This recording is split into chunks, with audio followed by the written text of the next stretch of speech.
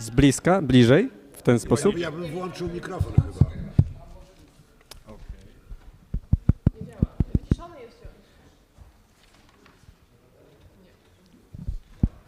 Halo? Halo? Halo? Jest. Drodzy Państwo. Okay, ladies and gentlemen, we're a little bit late, and with some minor technical glitches, we will be beginning our last session of a meeting that's been going on since Wednesday.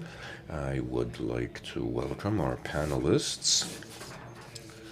We have Edwin Bendyk from the Stefan Batory Foundation, Professor Jan Kubik, Magdalena, Halina, Góralska, and Jacek Żakowski. I would also like to welcome our commentators who will be providing ad hoc comments on what we're saying. Helena Chmielewska-Szlajfer, Piotr, Cykowski, Magdalena Jakubowska, Jadwiga Klata, Dominik, Maia Mazurkiewicz, Agata Szczęśniak, and Jana Szostak. Ladies and gentlemen, the way we'll do this is that I'll ask Professor Jan Kubik to begin.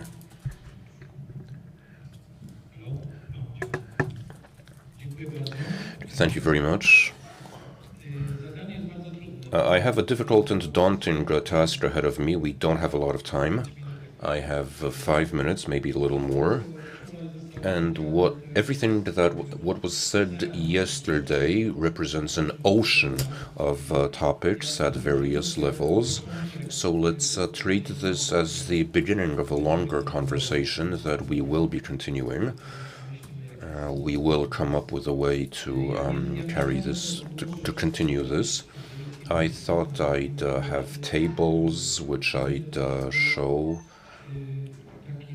But that didn't work, so this will be a bit of an unkempt collection of thoughts. A collection of unkempt thoughts. I'll try and extract the gist. I'll try and arrange some thoughts, and then I'll just share my notes. So we began by looking at the causes, the genealogy of the phenomenon of the growing support for populism, its presence on the world stage today, assuming that any attempt to counteract would require a good understanding of what it is, how it works, what kind of animal it is. So to begin, and I tried to not to think in terms of the last few years spent working on this project, and take a fresh approach. There were different dimensions we looked at. First of all, scale. We said that it looks different in big cities, different in medium-sized towns, and different in small towns and villages, which is understandable. There's a different type of interaction in the different sizes of towns, cities, and villages. And it's easier to overcome stereotypes in small communities because people can get to know one another better. So different types of activity should be tailored to the size, should take into account the size of a town, a locality. Then a couple of persons said that populism, or right-wing populism, when I say populism, I mean right-wing populism, for the purposes of this meeting. So we said that populism is diverse.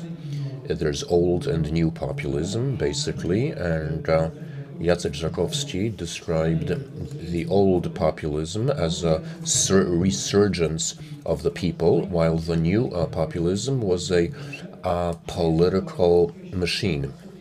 So there's something that is a spontaneous rebellion, a spontaneous response to a reality, to an environment that people are dissatisfied with, that provokes outrage, disenchantment and so on, and the authorities can't cope, so there's this genuine reaction, and then there's what's called the supply factor, where certain ideas are supplied, are proposed, ideas of a populist nature. So I conceived this conference that we shouldn't talk about definitions. Somebody mentioned this yesterday. I attended conferences which were about definitions. When we start talking about definitions, everybody starts fighting over definitions for an hour or two. That was a choice which has its consequences. I mean, we understand, for us, populism is a specific type of ideology, an ideology that's generally opposed to the principles of liberal democracy. Liberal democracy, the rule of the majority, within the framework of the rule of law. So there's two types, the old and the new populism.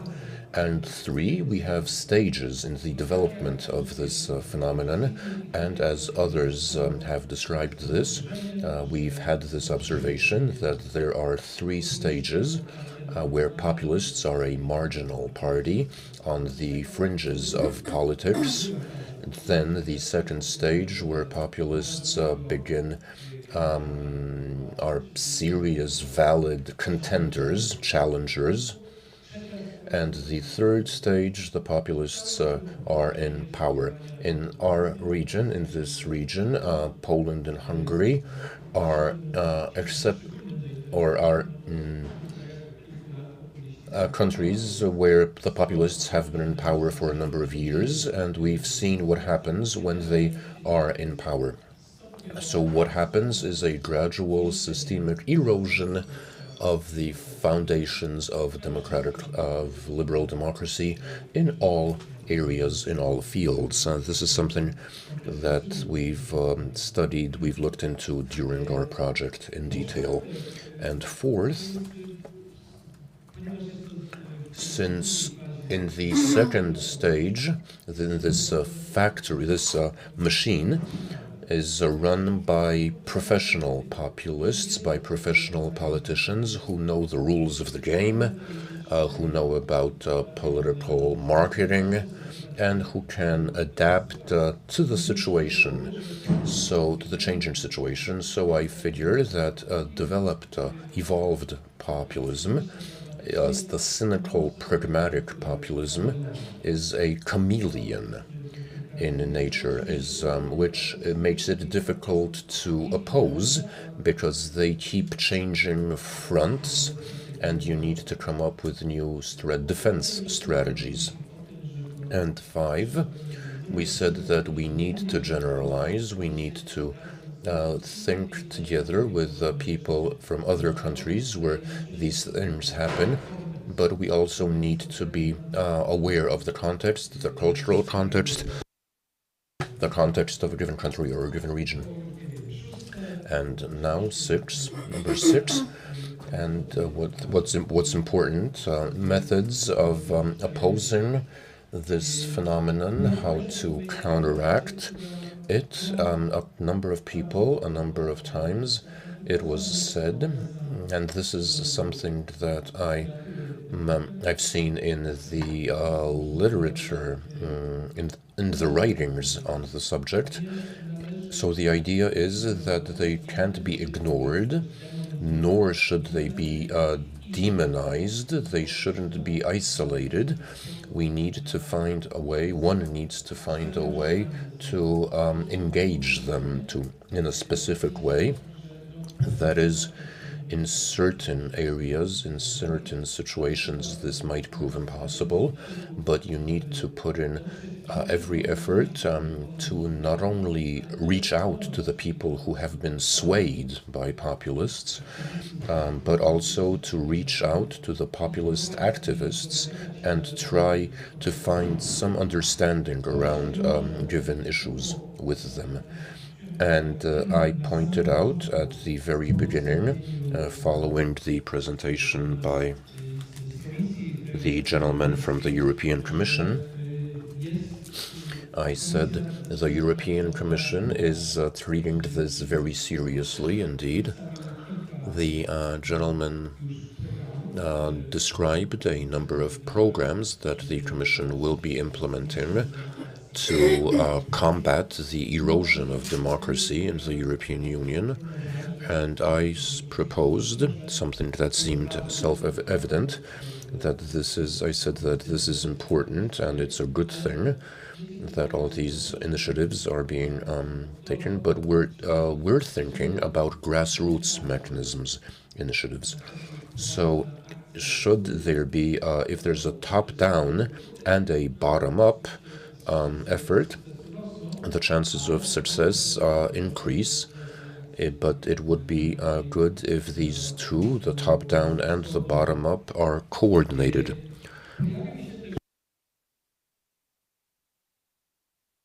And twice at least, someone said how to reach out to people and show them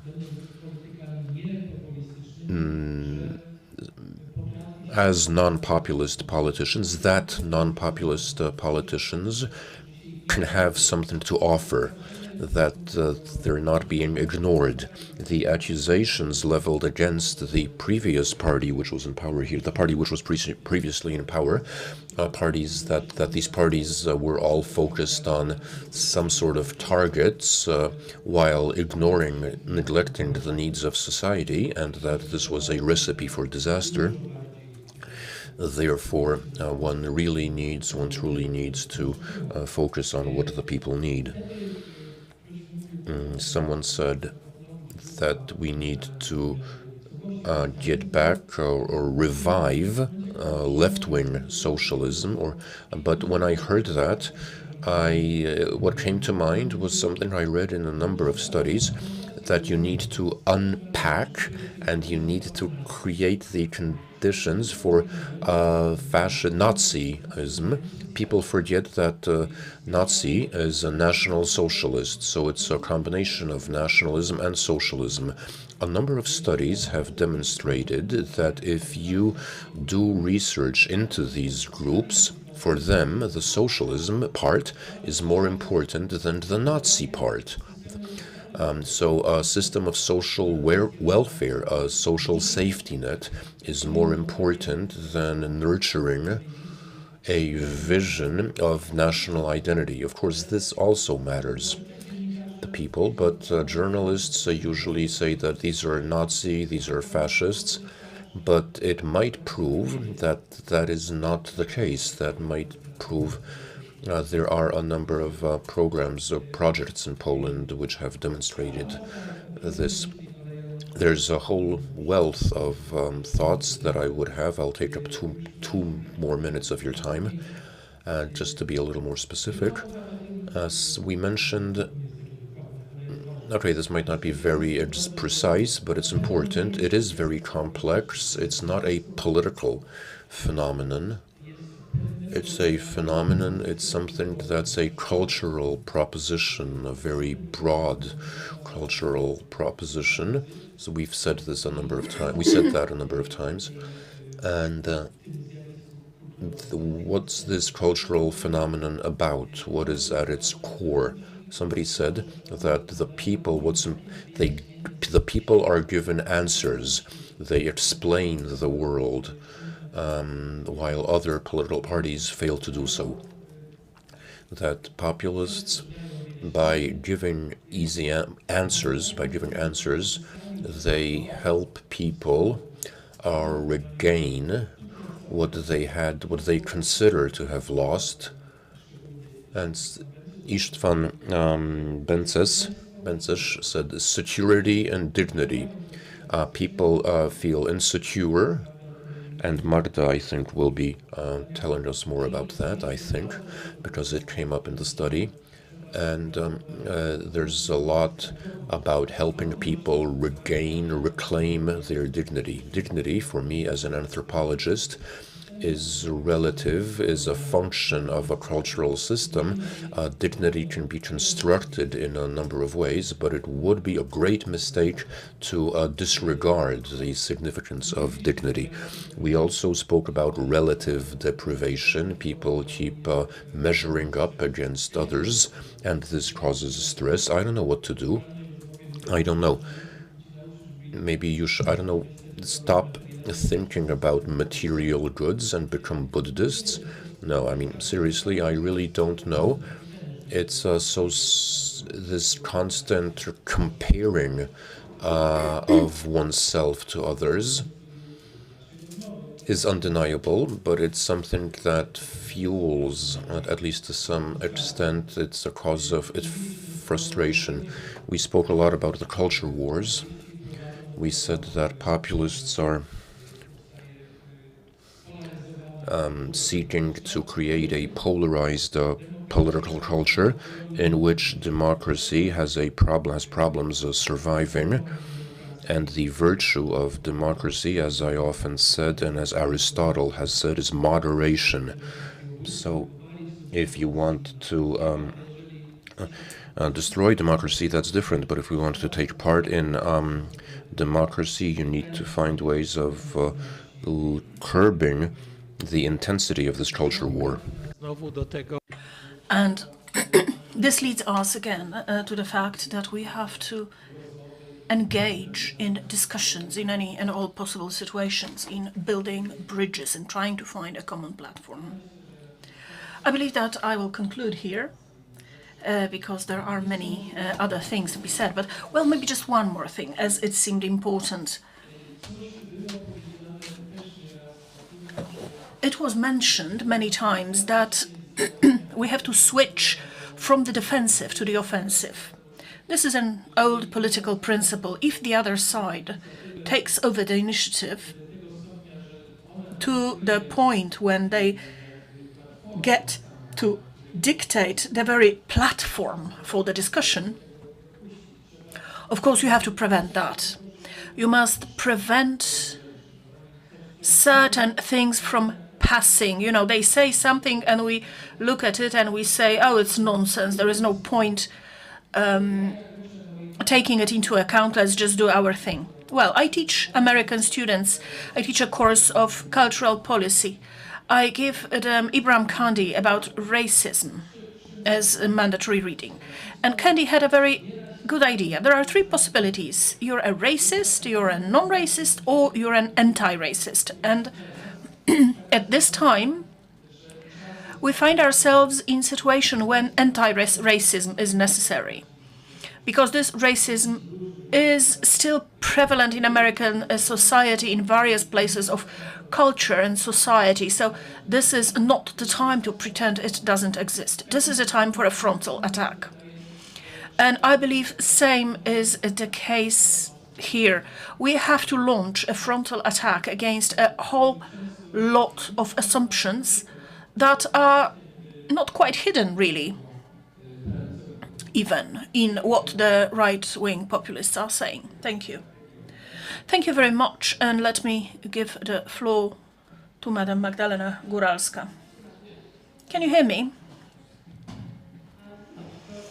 Excellent. Ladies and gentlemen, welcome.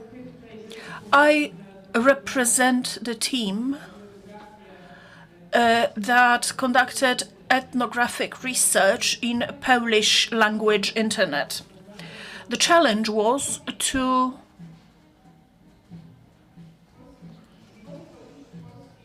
research political choices of Polish people during the pandemic. After a number of discussions, we decided that it would be best to conduct an in-depth ethnographic survey. We have 100 in-depth interviews, which is a very large number for qualitative research.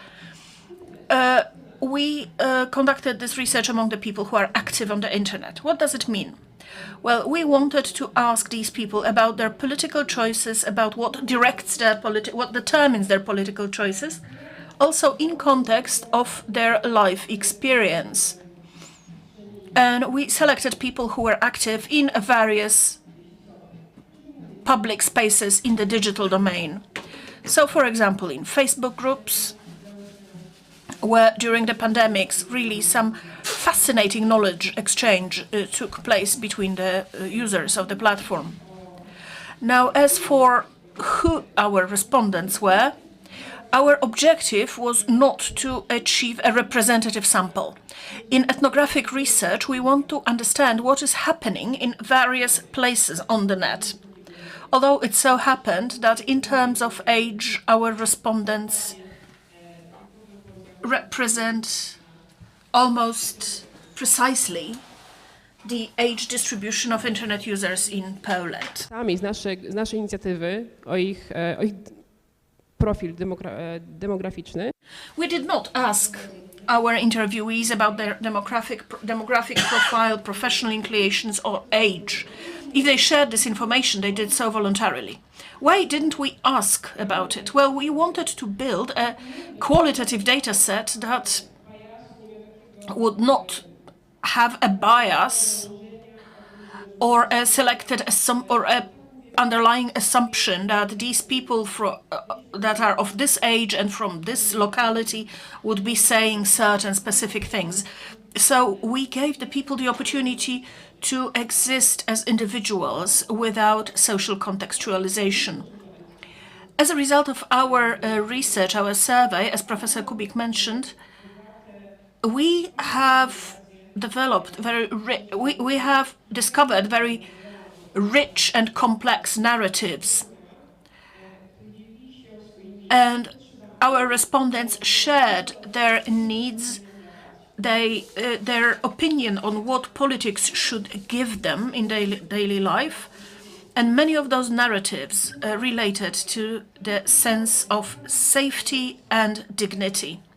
It was very true, it was very honest, and it was the same in case of every category of voters, of every group, every faction on Polish political side. Whether people voted Confederacy, Hołownia, opposition, civic platform or the left, or if they even voted the Law and Justice, the PIS, they all felt the need for safety and dignity. Dignity understood as the right to exist within their own subset of values. Their place in the society should not be threatened by what others think it should be. Dignity was often communicated in terms of respect shown to others and respect that we wanted shown to ourselves. This goes for both respect from the authorities, but also the need for freedom that was defined in all possible ways. It was a positive freedom, negative freedom, freedom to, freedom from, depending on what was important for whom. And the profile of our respondents aside, during this panel, I would like to reiterate their answers to question what we should change in Polish society. What should be the first thing that should be taken care of? Those responses were extremely surprising. They could be divided into two broad categories. First was the economic problems, political economic problems, and on the other hand, problems which, according to my respondents, stemmed from cultural issues, cultural status quo. As for economic aspect, one thing that was mentioned over and over again regardless of political leanings, was the matter of housing policy. The need of access to housing, and it was a financial need. Access to housing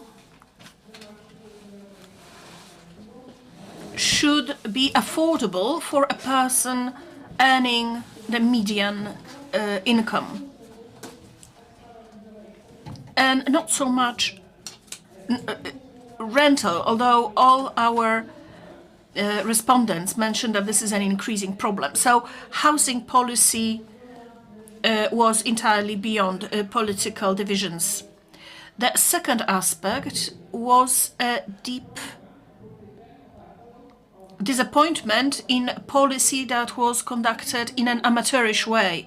There were requests for policy that is based on expert opinion, quality policies that resolve well-defined and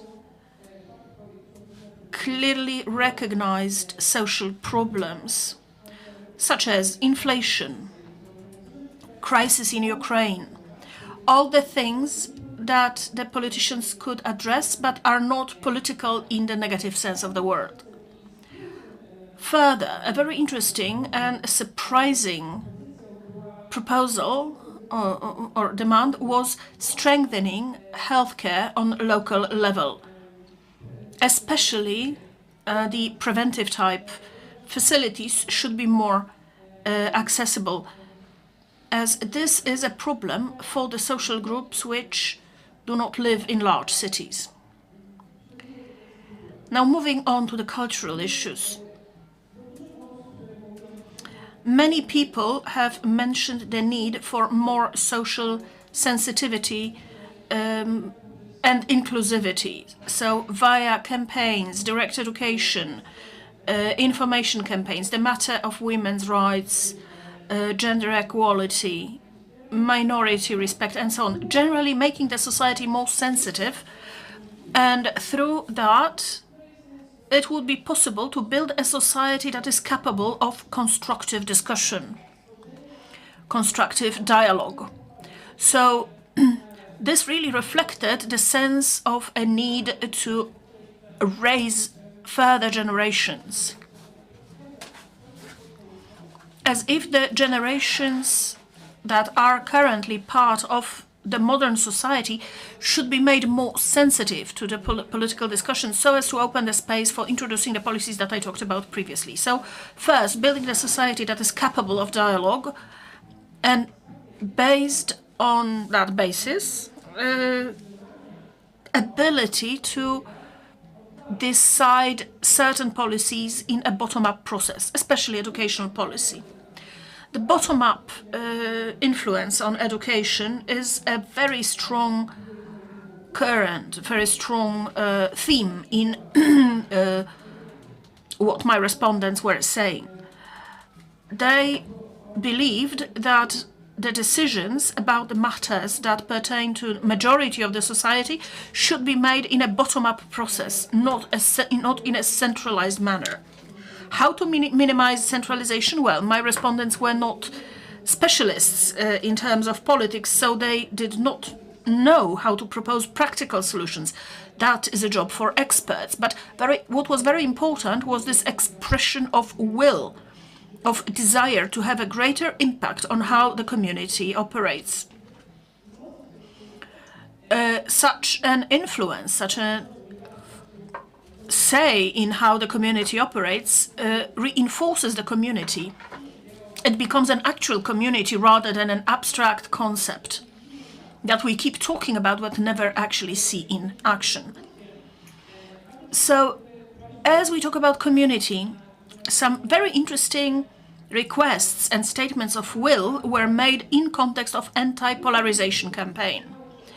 Many respondents said that they do not feel social polarization in their own social circle. So if it is said that in Poland media keep repeating this statement about social division, that the politicians keep saying that it seems that Poland is getting polarized, they declare that they do not experience that. So it felt very important for our participants to counteract this tendency, so to create, so to say, an anti-polarization campaign that would emphasize the national community, the common identity, things that we have in common, rather than things that divide us. And, well, I believe this is it. Thank you very much. And I would like to give the floor back to the chair. Thank you, ladies and gentlemen, and maybe a few words about portion of a project that I participated in that pertained to institutions of culture. Populism and institutions of culture. Seeking legitimacy for a new order, new values, and relationship with Europe. this was the topic that we reflected on. The pandemic got in the way of conducting all the in-depth interviews that we planned. We finally completed them in 2021 and the beginning of 2022. The surveys concerned institutions, national institutions that we all know, including the institutions that were created by the government after 2016 and regional institutions. Without going too deep into detail, I would like to say that our conclusions could be presented by stating that populist policy regarding institutions of culture is manifested in their centralization. I mean, everybody knows that. At the same time, we have a very strong process of nationalization and isolationism that follows. The next element that comes up in our research is the matter of ideologization of those institutions, ideological slant of these institutions. And one matter that seems particularly important is the matter of relativization of truth in such institutions. So, since we thought it would be a meeting with the practitioners, at a certain point within our team we considered how do we respond in the practical aspect? What should we do? In referring to the title of our session. So we do have a number of ideas, but these are the ideas that I would like to present to you for consideration and for thinking through, because you are the ones who know how to go about it from the practical perspective. If a centralization process is occurring, we need a decentralization process. What does it mean for the institutions of culture? In practice, it means something fairly difficult. It means direct financing for these institutions from budgets other than the ministry. For example, EU budgets. Financing through city mayors or NGOs. And of course, something that also comes up in many interviews is the matter of easing the procedures.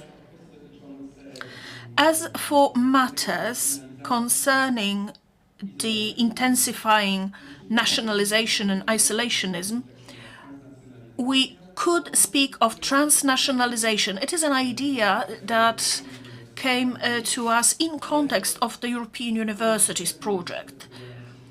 Many of the universities that participated in our survey participate in the European Universities projects as well. So building networking within existing umbrella structures, this seems very important. There were ideas for study tours, joint mentorship, and so on and so forth. The matter of ideologization. How do we respond to that? Intensifying ideological slant. Well, more emphasis should be put on expert knowledge. Cultural institutions, open society, civic society, and expert institutions. Another solution could be, but this is of course for your consideration, maybe a sort of certification of institutions of culture could be the answer. A deeper connection between culture and science. And the final aspect is relativization of truth. Oh yes, here building the competences of civic society would be extremely important, but of course I leave this for your consideration as well.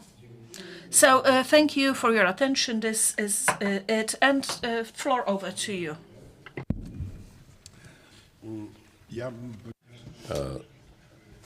Thank you very much. Since I couldn't attend all the sessions, I was teaching at the time. I'll share the thoughts I had when listening in on the sessions I could take part in. I won't be as ambitious as Professor Kubik. I won't try and summarize the whole thing. I feel that we have a problem not so much with the definition, but with distinguishing between supply and demand, two parts of the problem.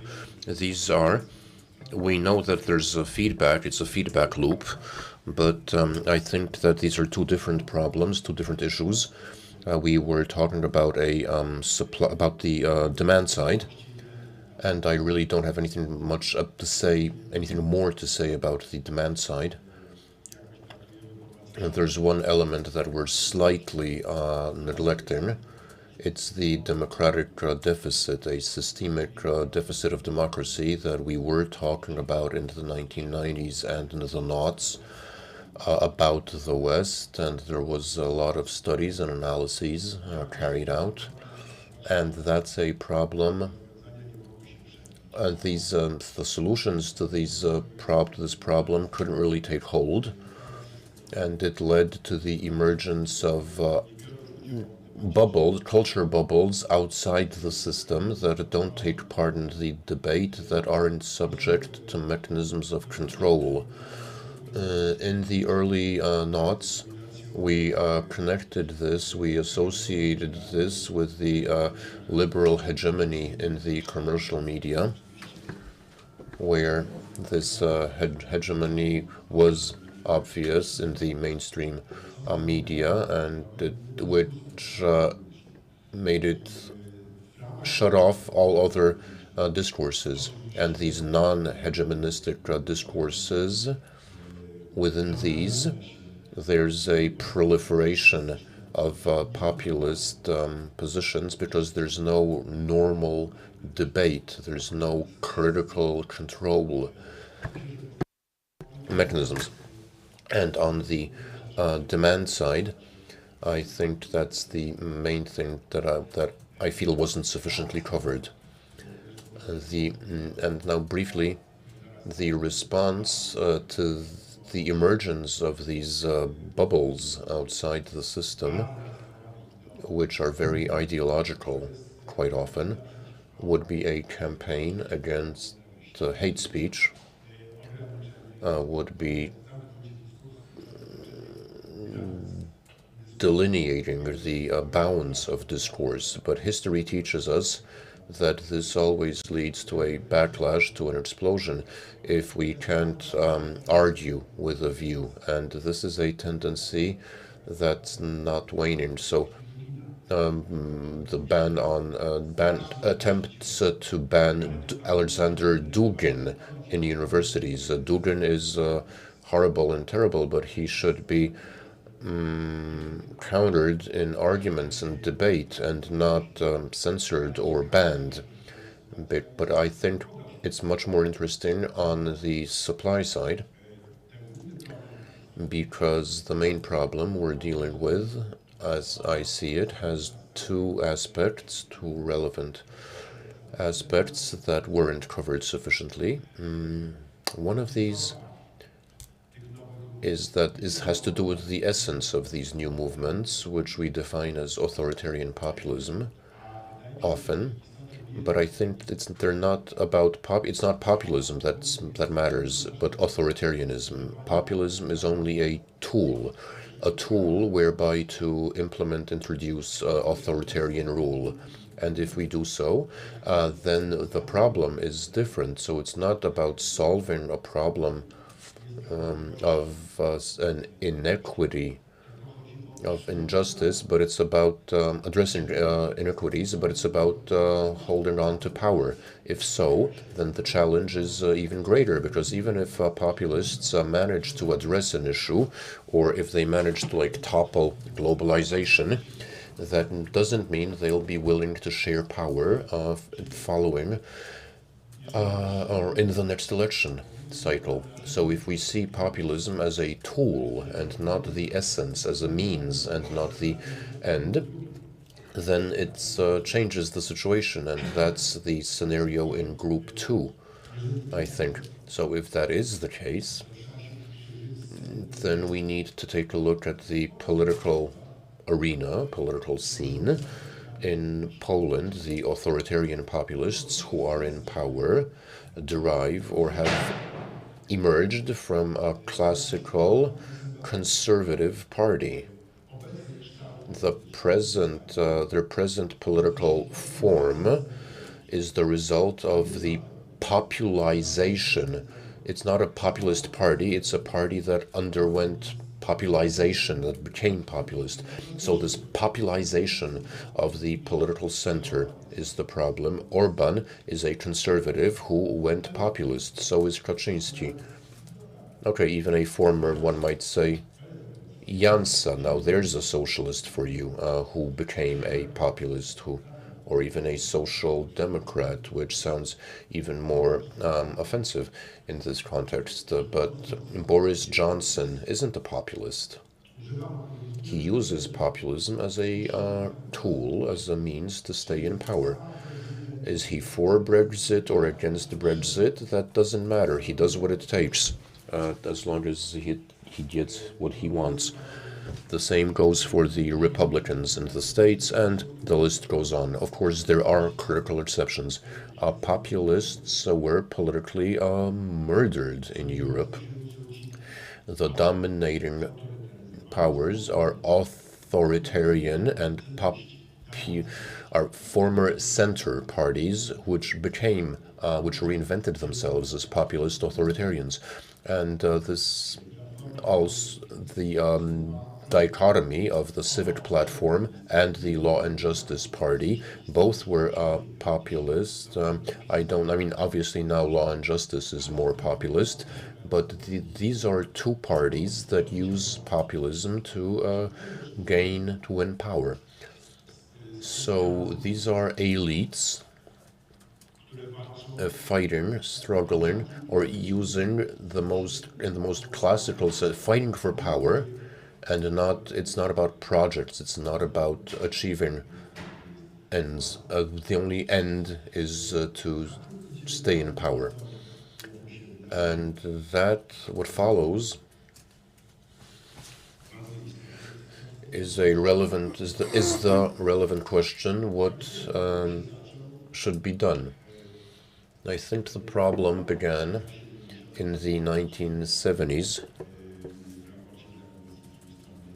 as Huntington described in his report for the Trilateral Commission, among others, Huntington, showing the regress of cultural control. As long as cultural... Okay, I don't want to lecture you because you're clearly in on it. I mean, you're obviously aware of this, but as long as there was cultural supervision, the issue of pluralism and open debate wasn't that relevant. There were proper and improper, correct, things were admissible and things weren't admissible. Now anything goes. Any view, any position is equally valid is valid in a debate. The public media, which previously in Poland were liberal, and now they're nationalist/conservative. So the media is a platform for all views. There needs to be an agora, a forum that allow people to make choices, to choose programs, and not individuals, not politicians. If politics is brought down to the personal, then it inevitably leads to populism. The question is, where does this come from, and the social issues. So it's no coincidence that we have two stages in the crisis of democracy. The first stage involved the dismantlement of the welfare state, which was one pillar, one leg on which post-war democracy, liberal democracy stood, so-called. And with the dismantlement of the welfare state began the dismantlement of the rule of law, which was done by the other side. And it's a process that comes in waves. So the more we dismantle the welfare state, the more attempts are there to dismantle rule of law. And we can see this internationally, and it's no accident that countries like Germany, Canada, where this New Zealand, where this dismantlement of the welfare state wasn't that radical. These countries have a slower, creeping populism process. Yeah, I think that's it. I've gone over time, but I think that if we don't distinguish between these two sides, the supply side and the demand side, we'll have a problem because we'll lapse into chaos and we won't know who's to blame, who's responsible, and the processes look different on either side. They have a different dynamic and a different origin. Thank you. And now, yes, Edwin, Bendyk, I think I'll follow up on what Jacek, Żakowski said. But first, hypothesis. I want to posit something that might be something more than a hypothesis. An important element of the research process took part yesterday during our sessions when we were confronting the knowledge produced by our researchers with practitioners. So what happened yesterday was very interesting, and this presentation of various strategies, as well as the rejection of certain interpretations. I mean, Grzegorz said that we're not saying anything new, saying that a lot of this was said 100 years ago, and he's right to an extent. But let me get back to that. But first, regarding what Jacek said, I agree. The process of using populism as a technology of power, where parties discover a new addressee. So the Law and Justice Party from 2001 found its voters. Christophe Guy wrote about this in France, writing about the new popular class, showing how a new social entity emerged that had no political representation. So it was looking for someone to represent it, and politicians were looking for voters.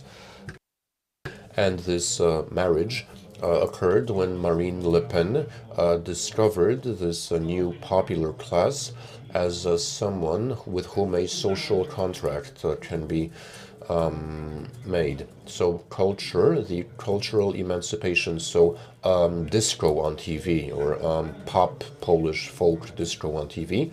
So in 2013, The Cultural Practices of Poles was a book published by a number of cultural sociologists which said that there's no shared culture, no hierarchy of universally accepted cultural standards. Instead, it's an archipelago of islands where highbrow culture is just yet another subculture. So this was described already 10 years ago, and this is a difference here between Poland and Hungary, which are often collapsed or treated jointly. In Poland, the populist voters had existed ever since Professor Rakowski's study showed that there were two groups of democratic voters, the liberal democratic voters and the communitarian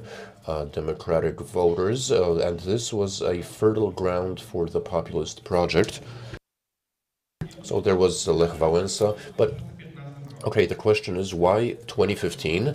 Why did they win in 2015, even though they didn't have the majority? In Hungary, Orban had the majority, the absolute majority, and it was clear why he won. In Poland, they didn't have the absolute majority of voters. Professor Kubik gave us an answer. He mentioned the political incompetence, all the mistakes made by previous President Komorowski. Grzegorz said we don't vote with our heart, we vote with our heads.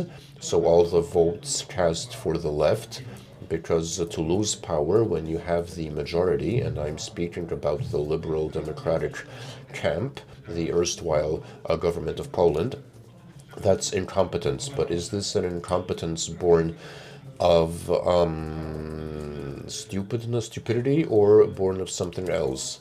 And here yesterday we had a whole range of assortment of initiatives presented showing how much is being done on the anti-populist side, let's call it that, to simplify. And all these wonderful projects, all these wonderful initiatives don't come together, don't form a single project. They do represent a single space, a shared space of values, the inalienable human dignity, which is a product of human rights. Alain Tourin wrote about this in 2013 on the end of society, showing the collapse of social structures where there were strong collective subjects. Now there's the individual, which wants dignity. And this Bart Staszewski, I think, actually he embodies this imperative, but he also acts on behalf of all, but there's no political, it's not backed up by a political project. It's a social project. The escalation came in 2018 during one of the black protests when the leaders of the protest said, we don't need politicians. Who needs politicians? That the street is enough to achieve your objective. And that was a mistake, because you can't accomplish political aims without politicians and politics, nor can politicians turn that energy and translate or come up with a political project that would respond to that energy. And no political grouping, I'm sorry to say it. And now, is this something we can remedy? I don't have an answer, but I'm closely following countries there's France, so Macron's project, which is a response to the decomposition of the political system by effectively killing this political system. The last 5 years witnessed the collapse of the and the creation of 3 populism. So both strengthening Mélenchon, left wing, who's become a little more. Marine Le Pen's power is also settled down, and there's also liberal populism, which is opportunistic. If you follow the political elections in France, then the main issue was purchasing power. Then, when Mélenchon was out, and in the run-up, when it was Le Pen and Macron, it was the environment and climate planning. Macron immediately he took something that Mélenchon was calling for 10 years previously and established a secretariat of planning. And this wouldn't have happened in France if Mélenchon had made it into the second ballot. So we'll see where it goes, to what extent the project will be consolidated, or whether it'll strengthen Marine Le Pen, and in 5 years' time the right-wing populists might take over, or maybe the left. We don't know. Another interesting country that I feel is worth watching, even though the context there is dire, is Ukraine. Ukraine, because they also witnessed the decomposition of the political system in 2019. The trust was at 5%. Volodymyr Zelensky won 75% of the vote in the election, but the Ukrainians, and there was no nationalist and the right-wing populism there.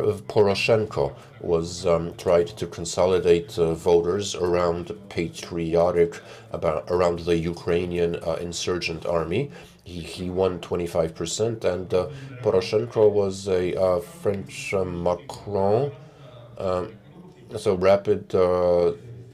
So Zelensky, of course, not Poroshenko, my mistake. Zelensky was like Ukrainian Macron. What's interesting is that a nationalist populist option didn't arise in a country that's been at war since 2014, mind you, and which is suffering economic crisis. The hryvnia, the exchange rate of the hryvnia, it's a country living in a state of deficit. And this deficit in the West leads to support for populism, but in Ukraine there is support for, albeit an imperfect, but a liberal democracy. So all the studies show that there's no strong support for a strongman government in Ukraine, and even now. So what happened? The structural cultural mechanisms produced a willingness to stand up to defend a liberal democracy, which is less unexpected. And very briefly,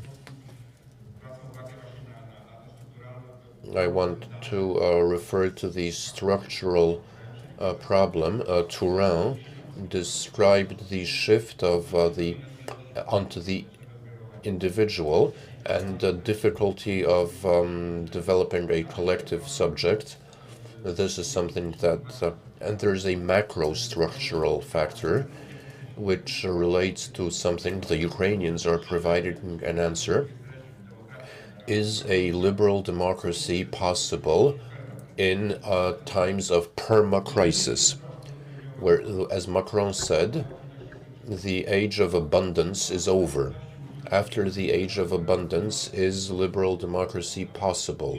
Is liberal democracy a child of abundance? So once abundance is over, the Ukrainians are interesting because they're building a society for post-apocalyptic times, and times which are imminent, which will, we can of course look away, we can pretend it's not happening, but it's coming.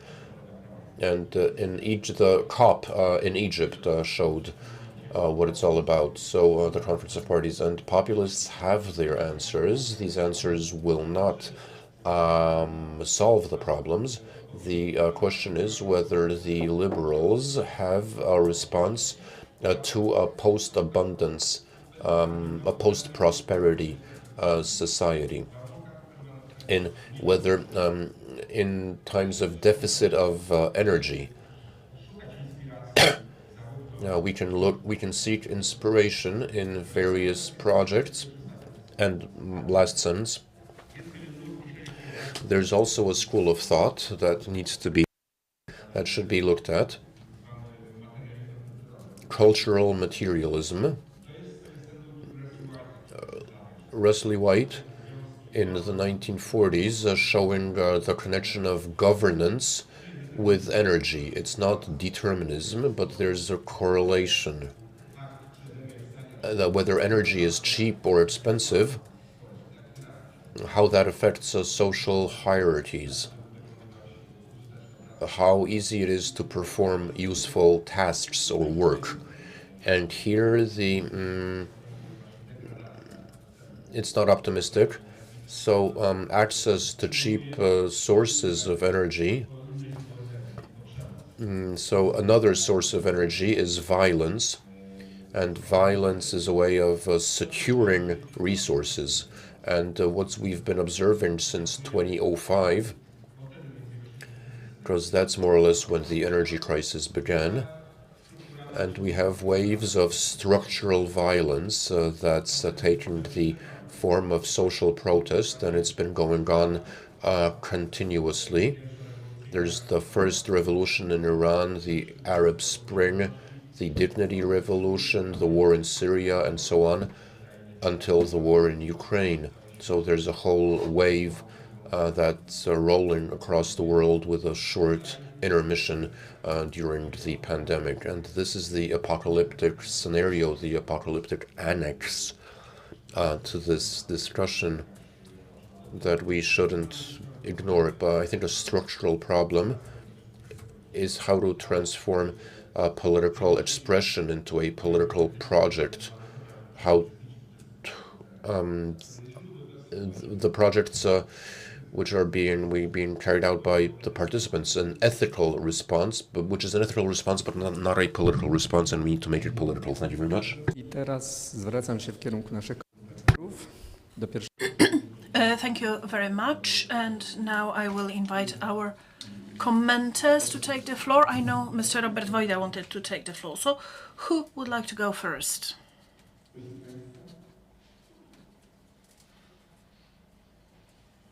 Maybe one of you? In that case, Mr. Robert Wojda.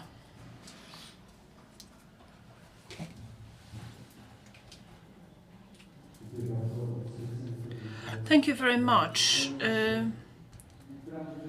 I participated in the mixed panel yesterday, so voices of the universities and those researching in the field. So what I felt was lacking was a certain summary of what we did. So if I may take this opportunity. To start with, I would like to thank you for giving me the floor and also for what we heard here. Some people say it's two different worlds, that we have wise people presenting their truths to us and we do our work in the streets and we see no benefit from all this talking. But it's not true. There is a lot of benefit if you listen carefully. And the things you say should get to all kinds of the street level practitioners who are plagued by various limitations. Mr. Żakowski reaches people through the radio, they can listen to him. But other people are, with all due respect, less visible and less noticed. I do not want to take the floor, but since I'm a practitioner, I would like to prove it by inviting you to looking at what the Constitution did over the past 2 years as a project of the Polish Democratic Congress. We talked about how we talk. The populism wants to divide us, to polarize the community. However, over the past 2 years, all the meetings were open. This is one of the elements that we focus on as the Constitution group. Anybody can participate in our meeting. The bylaws for organizing those meetings are constructed in such a way that whoever invites us, and it is done by groups of citizens. We do not impose our presence on anybody. We are invited, and the groups tell us where and how we should show up. We only ask for equal open access to the meeting. That is why we organize it in parks, in open public spaces, and it works. It works. There is much greater interest than during the first round. The second year,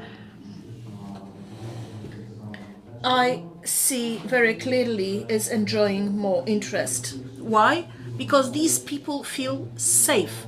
They can walk away at any time, but they can also walk up to us at any time and talk to us. This is also very important. Collecting, developing joint experiences and sharing experiences. An example of a situation that happened to me personally, I think it was Piotr, but I don't remember clearly, I don't want to guess. One gentleman came over to heckle us. Our meetings are strictly non-partisan. We don't have representatives of political parties participating in them. So he came in, started heckling. As the main organizer, I reacted. I walked up to him, we started talking. I asked him why he was doing it. We started talking, and he said that he was a patriot. And let me remind you that the common denominator is the Constitution, civic rights of everybody. This is something that we have in common. Constitution pertains, is valid for every citizen of Poland. So we started talking. I told him what I understand as patriotism and how I manifest this patriotism in my daily life. I am a very committed person. I am involved in actions for the Warsaw Uprising, the March of Silence 1944, that I organize every year. And this person listened to me and he saw that, this is not quite what he thought. We shook hands. He accepted a copy of the Constitution, including the information pamphlets that we had. He remained until the end of the meeting, listening to what we were talking about. I could give you lots of such examples, really, a lot of them. But I'm not going to do that because we don't have time. Jacek Kuroń said, let's not burn committees, let's build our own. And I would add, let's make them open for everybody. We should not close ourselves to people. I keep repeating to people who come from this democratic bubble of ours, we are not better than the other side. Sometimes when I see verbal aggression against people who come, the behavior, the exclusion, both in terms of words and body language. No, I must bring one example. An octogenarian, an 80-year-old lady came in, she was very upset. We have quite a lot of people with us. We have judges, prosecutors, solicitors, barristers coming with us, media influencers, actors, so well-known people. So this elderly lady came to the meeting and it cost her an enormous effort to take a microphone and say anything. And she started, I just remembered her. She says, please tell me, turning to one of the panelists, please tell me how long this person with wolf eyes will plague us. I mean, you obviously know who it is about, right? The wolf eyes is about Donald Tusk. She later elaborated on what she wanted to say. And at this point, when she said that, 5 or 6 ladies that were standing next to her wanted, well, maybe not to lynch her, but they wanted to grab the microphone from her. They tried to heckle her. Of course, I did not allow that. I asked for peace, and this lady spoke out everything that she wanted to say. She received a proper answer in a peaceful atmosphere. And later, I found out from a local person, he said, you have no idea how many fervent peace supporters were among your audience, and they watched you. So what we do is we give testimony of how true we are in what we do and what we say. This dialogue is necessary. I always say that even if we win the elections, we are not going to replace our neighbors. We will still have the same neighbors, same doctors. We will live in the same community. So I thought, I really wanted to mention this project, but there is also another. We have mentioned that a while ago. I think it was still back when we were at the Batory Foundation. Maybe it's a good time to come back to this idea. It is the idea of so-called civic embassy. Because I heard voices, what we are lacking, that some people are underappreciated. A lady from Przemyśl said that she is alone in her city. So the civic embassy would be based on cooperation with representatives of political parties. How? Well, let me tell you very briefly. The draft is practically ready. We can continue talking about that if you like, or you can organize it for yourselves if you'd rather. Oh yes, and we also talked about a round table where we could meet. I would love for a round table to be created in order to continue with meetings such as the one we are having today, so that we could get closer to each other, the academic community moving through, subsequent levels, all the way down to an individual citizen for whom the very act of voting is an important event. We should learn to talk to each other, and we should use our knowledge and our contacts, you in the academic community and we on the street. And this is what the embassy, this is the purpose the embassy would serve. How? Well, it is to mutual benefit of all of us, because we talk about populism. Political parties know what it is and they play citizens against each other perfectly. But civic embassy would be active throughout the election period, so 4 years between one election and the other. And there would be one or other civic group that has a regional problem, is struggling with something. They could notify such a problem through the civic embassy, and the representatives of the political parties could come in and listen to what the problem is. And, you know, one of the parties could just decide to tackle the problem and resolve it.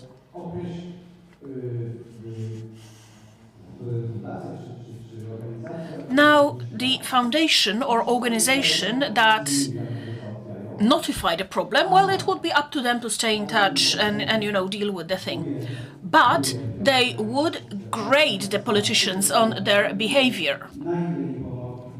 Whether they did it on time, whether they were helpful and so on. And we would be building a scoreboard. 4 years later, nobody would need any kind of populism, because the parties themselves would work for their score throughout the 4 years, and they wouldn't have to do anything else, because it would be the citizens that would score their performance over the 4 years term of office. And then regardless whether they have majority, minority in the voting, any and every party can do something for the citizen, and every citizen, in a manner of speaking, may ask for this kind of support. So everybody wins something. And then populism, well, of course, if somebody was not committed and did not get results, of course they have to apply the populist techniques to win some points before the elections. But I do believe those civic points would be the strongest and the best. And in conclusion, when it comes to European cooperation, we have met here in a group that is European. I always wondered what we could do to make other European countries interested, to show ourselves to other European countries and learn what is happening in other European countries.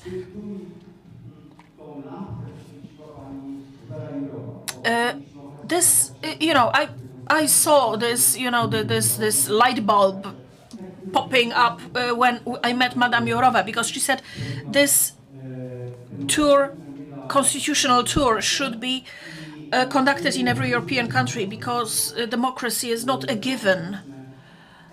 We should not take it for granted. We should educate for democracy. This is a whole other topic.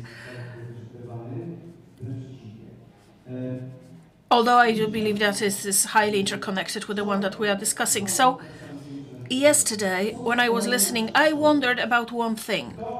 What gets in the way? I mean, who will prevent us from organizing a European tour of democracy?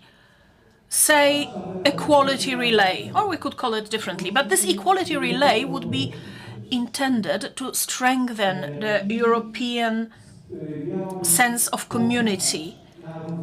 And it would be showing, because if we talk about equality, we have social equality between the countries, economic equality, climate equality, educational equality, and anti-discrimination equality in the broad sense of the word. Let us talk to our neighbors. I keep at the back of my mind, this project that could be organized. Let's involve media from every country. Let it be an additional item for every media outlet. They should follow us. They should talk about us. Everybody should be able to follow this European tour and find out what is the situation in Germany, what is the situation in France. But not from the political point of view, but from civic point of view, democratic point of view. It's not politicians coming to the media outlet and telling us things. No, let's listen to our peers from other countries. You know, let's hear what they are saying, and maybe then our countrymen from the other bubble, I don't want to call it the other side, maybe they will look at us and maybe they will feel envy. We don't have to beat anybody up.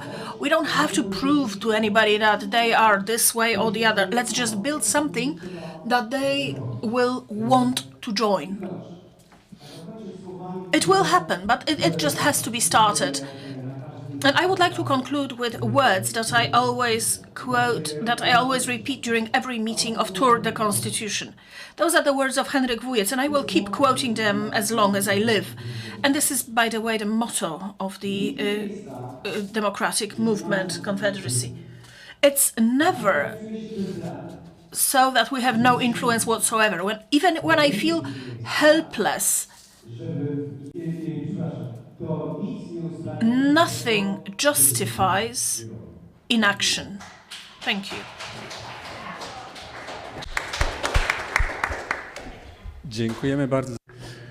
Okay, thank you very much for this additional contribution. I see somebody in the room.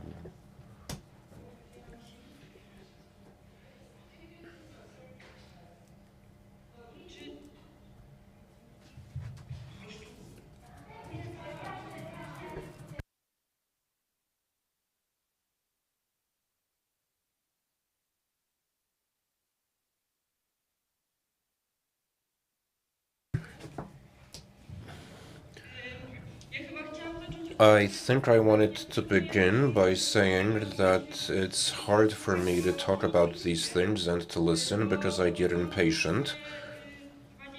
I'm 20 years old, and when we're talking about populism and social polarization, I think about it. It's hard for me to imagine that I'll be 40 one day, or even 50. Yep. And I'm scared. I'm not scared of being 40 or 50. I'm scared where these tendencies we see today will lead us. And what I'm even more afraid of is what I'll be feeling if I feel I've not been up to the job, if I'm not effective. I'm tired of talking to my neighbors. I'm tired of talking to my friends. I'm tired of saying that we all want the same thing. It's like your study showed that we want security and dignity. That's wonderful. That's great to hear. It's very heartening. Okay, fine. We all agree we have the same needs. We want to satisfy those needs. And it's not about party interests at all. But my question is, if everybody wants the same thing, why is it? How come we can't agree in politics? My working hypothesis, well, it's not mine, but it's many people, many social movements, NGOs, and the movement I'm involved in, is that the system of decision-making makes us make these decisions, the decisions we do. If every 4 years politicians have to prove how great they are, how beautiful they are, how rich they are, how worthy they are, they need to make promises, and they need to attack, diss each other, fight, and they need to trash talk each other, then we won't cooperate. If this system is based on competition and rivalry, then there'll be no cooperation. And now it might be a little too late for a revolution. It might be too late for us to overthrow the system we have and build a new one from scratch. I don't want to do that. But now let's consider, let's look, what tools do we have of influencing that system? And those tools are civic participation. 2 days ago in Poland, they published the findings of the first nationwide civic panel, 100 persons selected at random from all over the country, who were representative of the demographics. So they went through a process where they were educated, then they talked, and together with experts, they worked on solutions to address the rising costs of energy. And this is one tool that can help politicians come together and act together. What social movements, what society can do is pressure and show that the tools are out there and the tools can just be used in politics, put to use. What you see in the streets and what you see in parliament, that shouldn't be separate. So we don't have to take everything out into the street or do everything in parliament, but the two can come together. But it won't happen on its own. It's not that I say this, we all hear it and politicians will act on it, but we need to organize, we need to act as social movements, as society, as organizations, because changing politics won't happen on its own. There are people who stand to lose out, and these are the politicians who are in power at the moment. And another thing I wanted to mention is that the process has to occur not just at political decision-making level, but also at energy level. What Edwin Bendyk said, that our security depends on energy, and currently in Poland the energy system is centralized and it's held by the government, and the authorities can control society using energy. And if the power system is decentralized, if it's cooperative, if it's more dependent on what a local community wants, if it responds to that demand, then we'll also have some political leverage, because energy is not just about central heating and electricity, but it's also about waging wars and depriving people of security in their own country.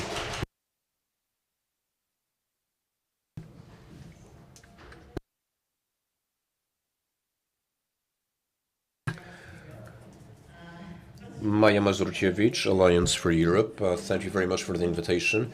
And getting back, a few words about populism. Again, because there's a lot we've said about populism. There's been a lot of definitions.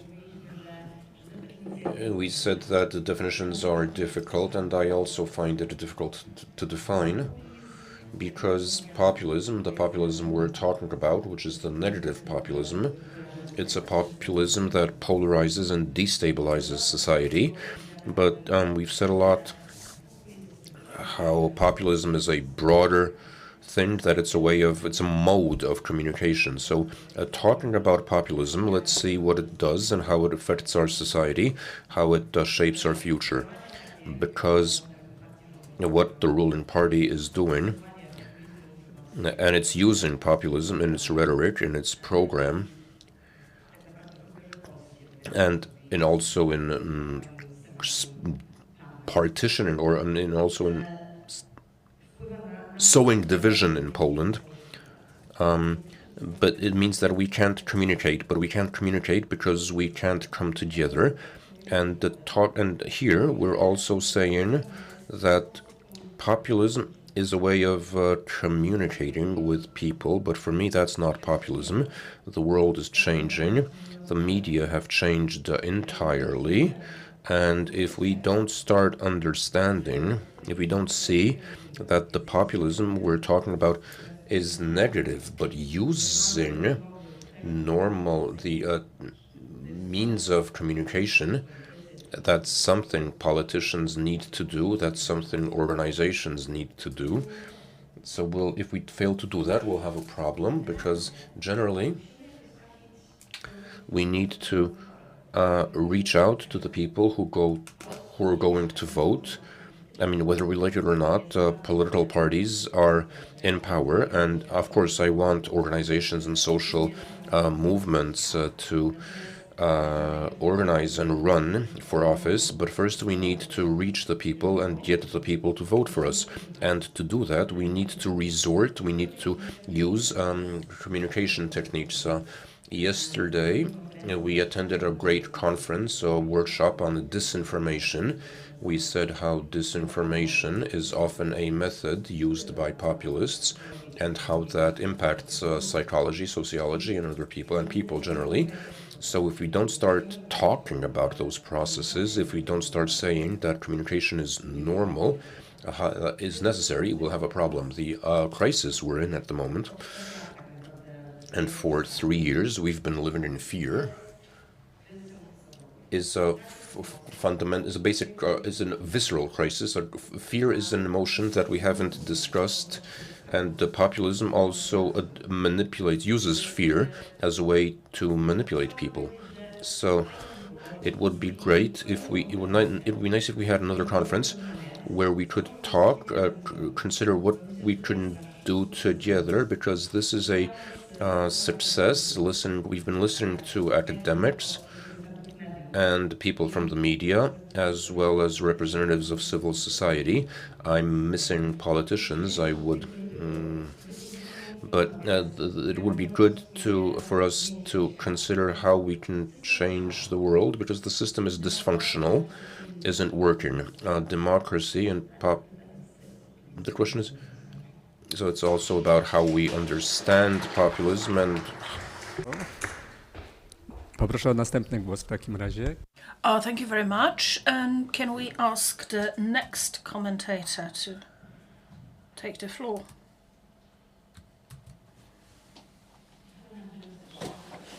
Helena, Chmielewska-Szlajfer. Maia and myself participated in the same workshop yesterday. A lot has been said here. Many threads were mentioned, and I'm not going to respond to all of them because it would not be possible. I just wanted to say one very common sense thing that stems from my civic activity rather than my research activity. But these are interconnected. We operate within an institutional system which is a parliamentary democracy. That means that at the end of the day, we are ruled by people who make decisions on our behalf, and we either elect those people or somebody elects them for us. We may like it or not, but this is our institutional reality. It is a system within which we operate. This time, and it's been going on for over a decade, it was long before the 2015 elections. So when we get involved, I mean, let's remember the protests against ACTA legislation in 2011. We become engaged civically. We often get engaged into the single issues. And this is, so to say, the other side of the coin. It's like this binary thinking, the us versus them polarization. It is easier to become united with regard to a specific issue, and the cookies single mandate constituencies were a good example of it. This is easier than negotiating, because in negotiations we lose innocence inevitably. However, when activism carried out with the best possible intentions and with best possible results, as was discussed a moment ago, and you know, the gentleman before me and the lady also talked about it. We meet, we talk, we hear each other, maybe we even convince someone. But if that does not go all the way to the level of decision-making representatives, we might be able to achieve some or other success on a local level. And I'm a great advocate of operating on a local level, local government level, for a common sense reason. I mean, the closer you are, the more you see, and the easier it is to control things. But if this activism that is at a very comprehensive, and this is good, but if this doesn't translate into selecting candidates for central powers, nothing's going to change. I mean, of course, we can plan a revolution, but if this is not the scenario that we are planning, then the most seemingly optimistic scenario is the one in which we can promote representatives, our representatives for the parliament, the ones that we like, and something that most astonishingly we do not do, and something that is a tradition in the United States, inspect what our elected representatives do. why we do not write our parliamentarians that we elected, what are you doing about the things that we care about? Nobody does that. Our parliamentarians are not scrutinized by their constituents, and the constituents don't really expect the parliamentarians to do what they want, because quite often they don't know what they want. In such a situation, parliamentarians or persons elected, or elected officials in a more broad term, do not feel an obligation to relate in any specific way to what their constituents might think, because they have no competition. If they have no competition, they can very pragmatically allow themselves to do whatever they want, because they would most likely get elected again, whatever they do. Thank you.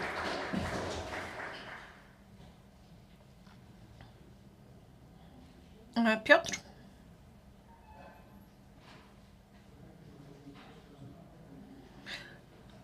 Very well then, maybe Piotr first, and then persons from the audience.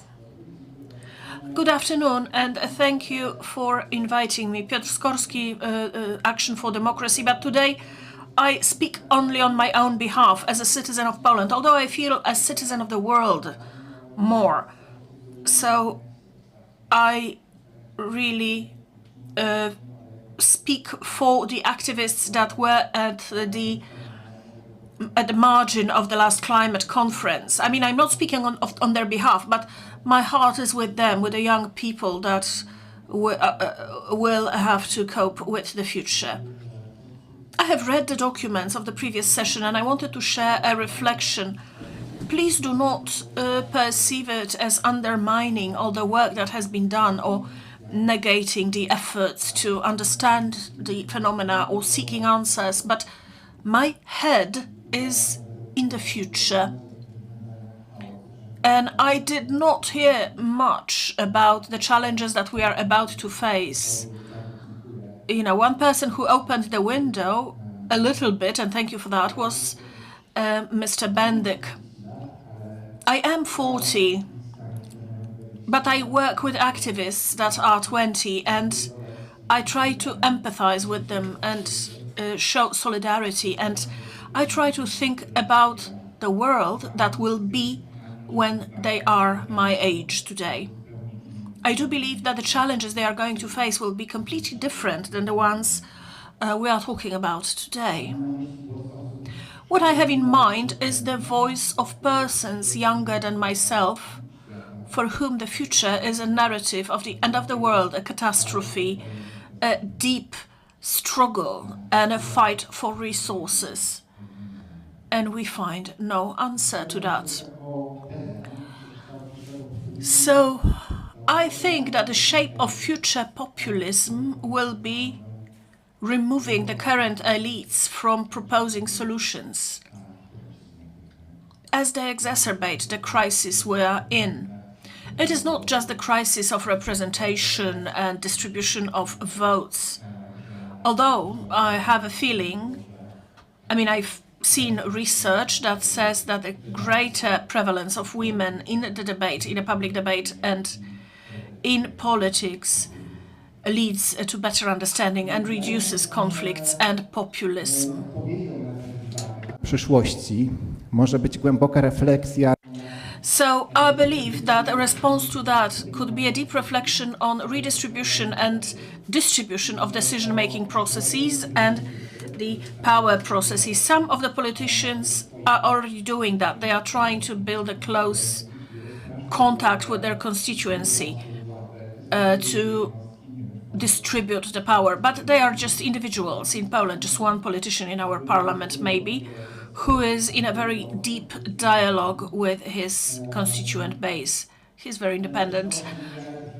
But there is also what Jadwiga talked about, the new forms of governance. So I recommend that you look at the results of the panel on cost of energy and the solutions that won in the process of deliberation, because they show a deep conviction that first and foremost, cooperatives are the solution rather than state management. solution for the greatest crisis that we are facing, the energy crisis. So self-organization of the people on the one hand. And the space for that is not at government, but at self-government that is closer to people and less dependent on partisan politics. Finally, I think that an enormous challenge that we don't talk about is building a narrative that would say, and I'm talking not from the perspective of deep conviction, but rather need, narrative that liberal democracy in the understanding of recognizing and building the culture of human rights and not just strengthening the opinion of the majority. According to Daniel Florino research, can democracy solve the climate crisis? And repeating that, yes, they can. That research says that democracies, even now, according to the research, but of course there is on the other hand also a narrative about China and other totalitarian states. We need arguments there, but there is research that says that democracy is dealing well with building solutions for this huge force that will feed populism in the future. Okay, and now let's get our next participant.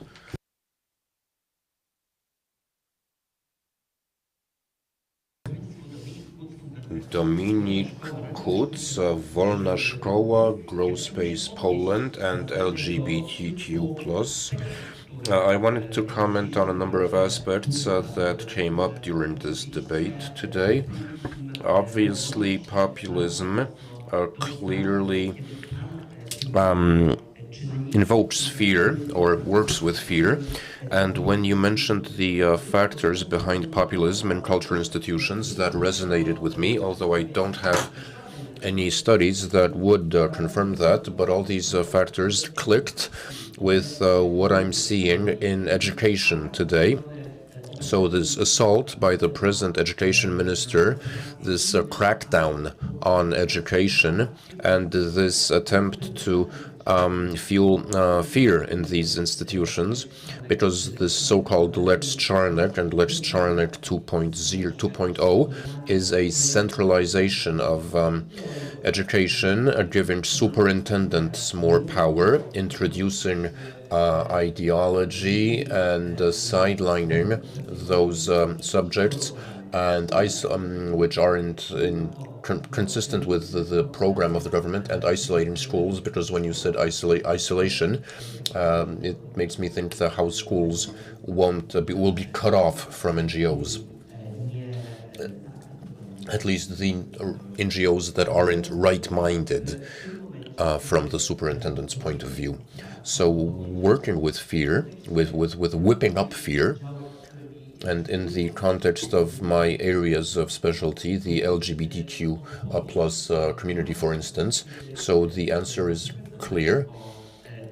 And the professor mentioned three attitudes towards racism, or related to racism: racism, non-racism, and anti-racism. It seems to me obvious that since 2019, the attack on the LGBTQ plus community, there's a full front attack. There's a film on TV. There's the marches in Białystok. So this is not a time of homophobia, not a time of biphobia. Now's the time for anti-homophobia, anti-biphobia, and anti-trans phobia. So it's not you can't leave room for this fear and ignorance. I have a thought that's maybe not very positive.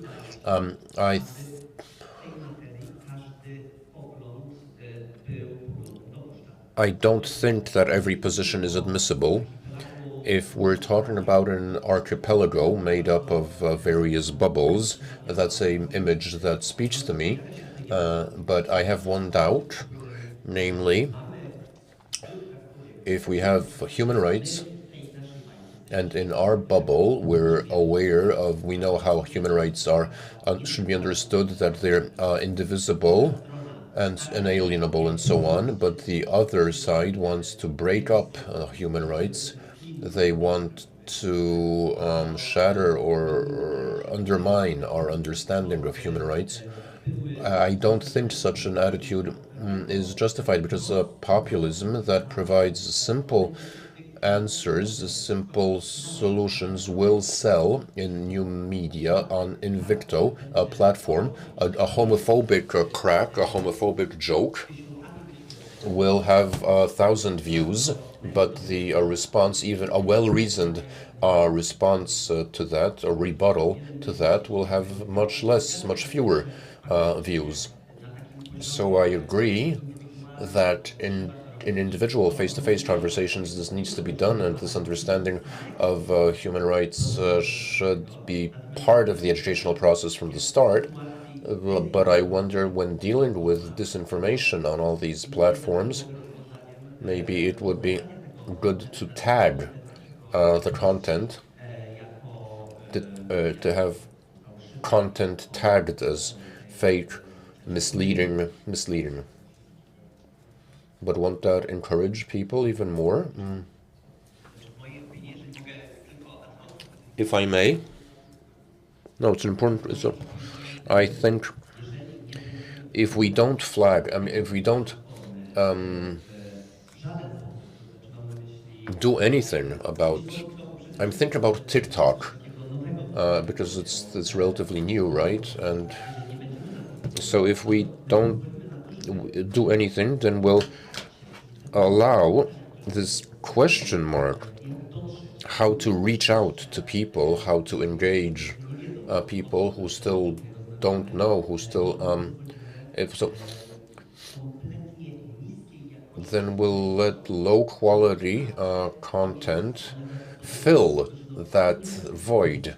You don't have voids there on platforms. You need to provide content, and the content will either be quality content, or it'll be, if in TikTok there were, for instance, challenges, risky, which you didn't get on YouTube. If you post yourself on a mountain, then TikTok flags it as something that's risky. So they do have that flagging system where it says, this is risky, this is done by a professional mountain climber. So maybe that's one way we ought to go, not to introduce censorship, but just flag content as anti-human rights. I don't know, again, just asking.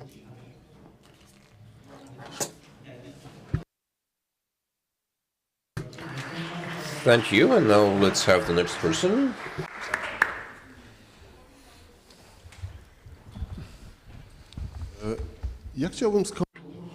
I would like to comment on recommendations related to culture and cultural wars, because these recommendations feel supremely lacking in ambition.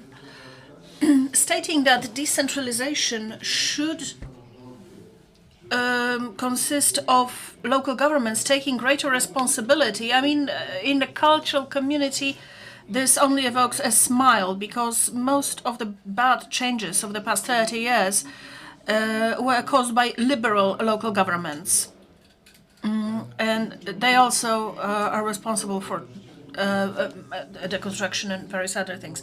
The problem of our cultural life is the organizational system that is built of huge institutions and starving NGOs that are at the very brink of extinction. If you ask yourselves the question why it is so easy to take over Polish culture, this is the answer. It is easy to take over huge public institutions. It can be done in a matter of weeks. And then you have power over the entire domain. So what would be the recommendation? Well, we would have to think of institutions that are in between the huge public institutions and NGOs, or increase financing for NGOs in a very substantive way. Otherwise, we will always find ourselves in a situation as was the case with major art institutions, Zachęta, the art museum in Łódź, or Center for Modern Art Ujazdowski. They were taken over pretty much overnight.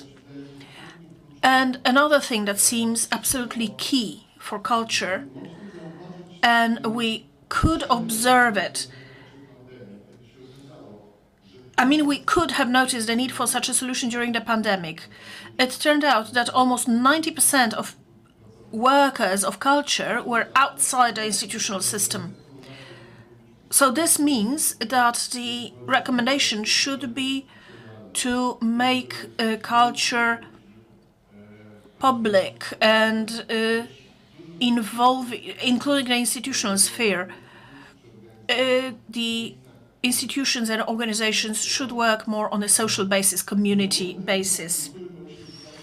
I am mentioning the matter of culture because I do agree with Mr. Jacek Żakowski. If we are at a breakthrough point, if we are looking at authoritarianism emerging somewhere at the horizon, we should apply bold solutions. They should be the response to authoritarianism and not an attempt to go back to some dysfunctional solutions that we've been struggling with for the past 30 years. Thank you. Thank you. The next person, please.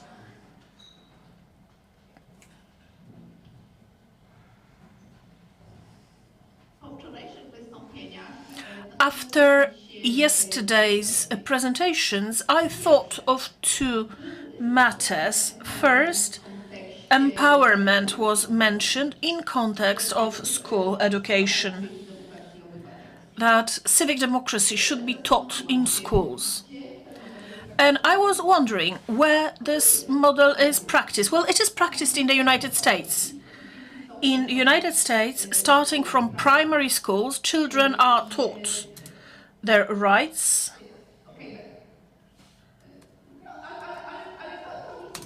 well, it doesn't change anything. We apologize. The translators did not hear the remark from the room. It was not spoken into the microphone.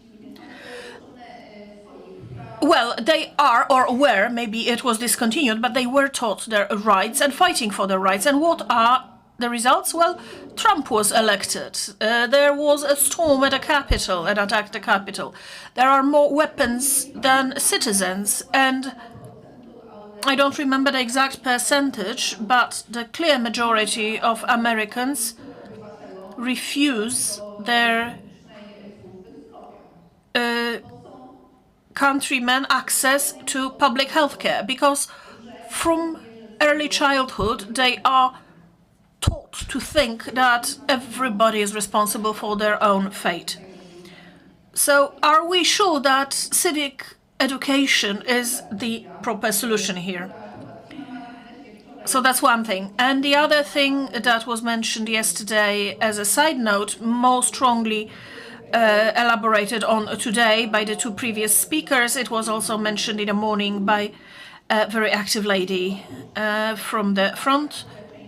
Digitization of the society, hybrid civic society.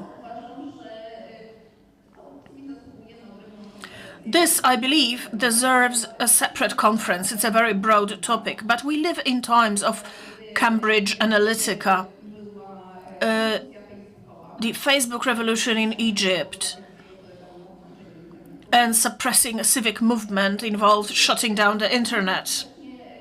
We live in times when Ukrainians very effectively fight for their right for sovereignty over the internet, and repeated blackouts do not stand in their way because the phones don't need all that much power. Many such activities are guided and steered by non-democratic countries. I mean, we knew that Russia had an influence over Cambridge Analytica, and the most radical right-wing extremists in Poland. After so many years, all of a sudden, why did Korwin-Mikke come back to power and now he has successors? Well, because they had a very effective internet campaign. Videos using Star Wars themes. That increased their popularity and their reach. Then the younger generation of the Confederacy kept it up in recent years. But in parallel with our conference, there is a festival of documentary films on human rights. Watchdogs, DOCS, like documentaries. And until Sunday, a TikTok Boom film is available on the internet. This is a very interesting thing. It is the largest social medium in the world. Nothing is larger, not Facebook, not YouTube, not Instagram. TikTok is the biggest. And it is in Chinese hands. They have a very specific policy of who should be given the voice and who should not, whose coverage should be expanded and whose should be reduced down to zero.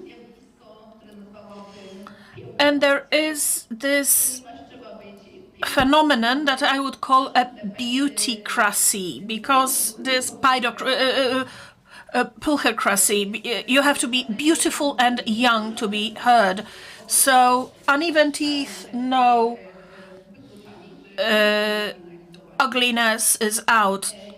Black people are marginalized or even excluded. Same goes for gay people. So non-heteronormative, more generally. So if a woman appears who says that, realizing that she was bisexual took her 20 years, TikTok needed 37 seconds to recognize that. This is how efficient AI is, Chinese AI. American is not quite so efficient. Google still thinks I'm a man. But anyway.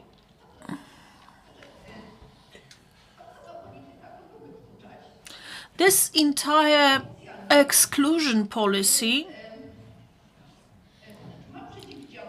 officially is intended to counteract cyberbullying. Their way of dealing with cyberbullying is to silence the people who could potentially be discriminated. I mean, that's the official message anyway. At the same time, the reach is enormous. The top influencers have 2 billion comments, a quarter of humanity. And even they can be excluded on the platform if they say something that is not in line with Chinese policy.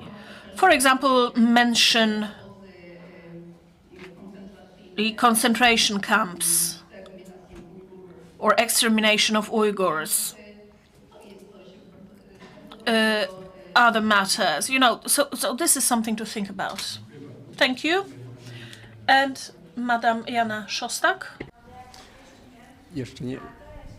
Jeszcze tu chwila i potem Ja ostatni tylko, jeśli głos mogę, dla profesora. do tej pierwszego elementu. Just to comment on the thing you said about civics, it's something I'm slightly involved in. My students have graduated from US elementary and high schools. The condition of education in the US is disastrous. Everybody agrees, so we have different visions. I feel that my take on it is a little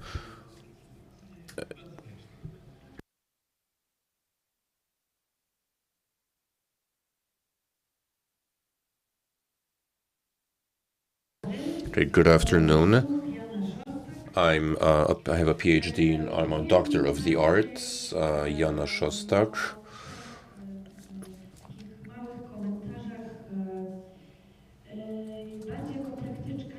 I will be speaking on 3 issues as a practitioner, not a theorist. In my first, I want to speak in my capacity of a film director / wannabe Miss Poland / artist, because I started 3 years ago. for the past 3 years, I've been working on a feature which exposes the patriarchy as a mechanism. I become part of a different bubble. I step into a different bubble, one we're ignorant of, in an alternate reality, and also on the need to create or to for social dialogue and lack of tolerance in one's own environment. So using a practical example, when I became a second deputy vice miss of the West Pomeranian voivodeship, so I took part in a beauty pageant. I went with my friends, my peers, to an opening at the Museum of Modern Art, and that's where I was surprised, because I understood that there's little tolerance in my own community. They didn't not knowing who I was, and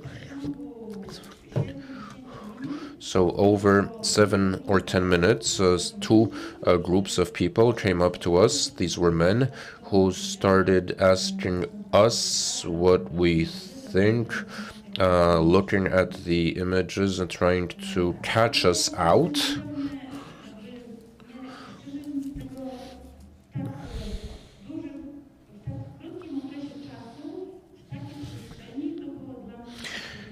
This was unexpected. I didn't expect to get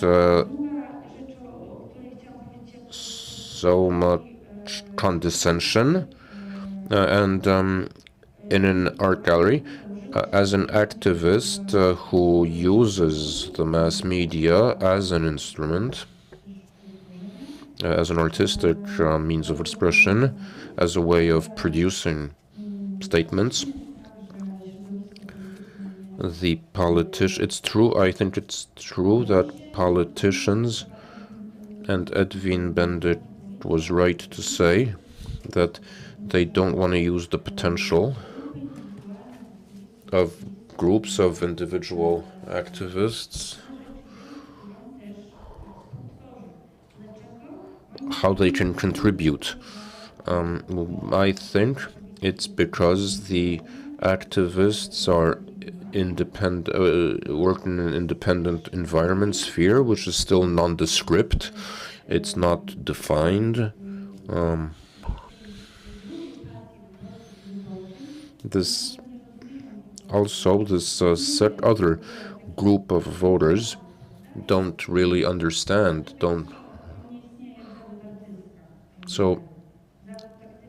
Don't understand that you can be a full-time activist, just as people don't understand that you can be a full-time artist. It's not defined, there's no mechanisms, there's no job description.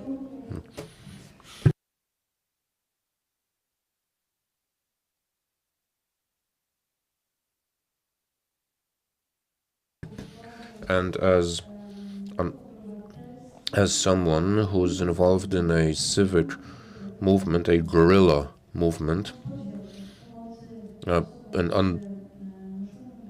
underground railroad for persons forced to flee Belarus and Ukraine into Poland.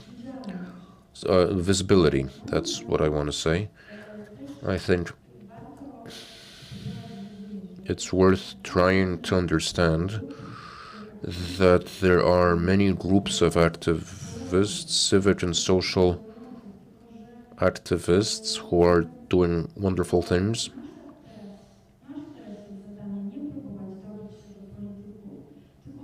Maybe we should be trying not to get the attention of politicians, but to motivate people, those groups, to dare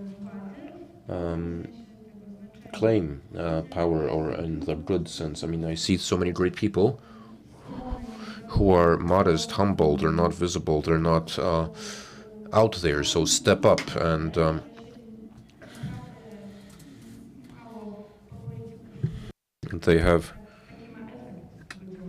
they're very effective, and based on my own experience, I know that in a group of about 15 or 20 people. It took us about two years to decide to reveal ourselves, because for reasons of security, we didn't want to come out into the open. We wanted to keep them. But I think this can also apply to people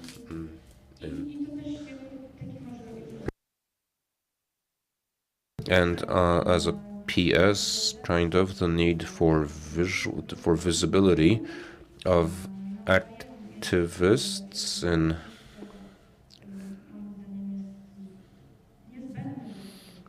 I think that's necessary if we are to build a civic Europe. You mean visualization? What exactly do you have in mind? A Netflix show, for instance, visibility, visualization, where you have somebody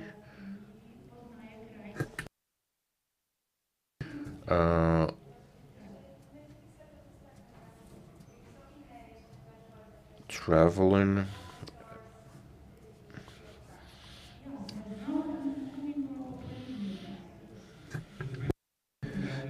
Ladies and gentlemen, considering that our time is up, this is your last chance for a brief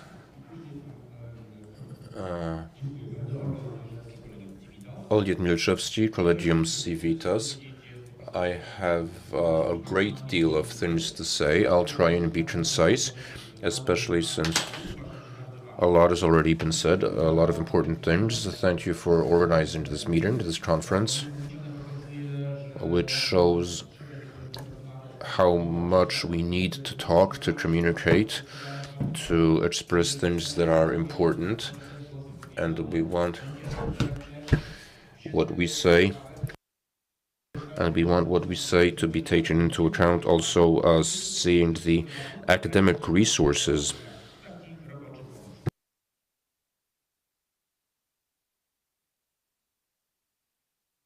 Speaking of the academic community, I think it would be wonderful if we managed to reach to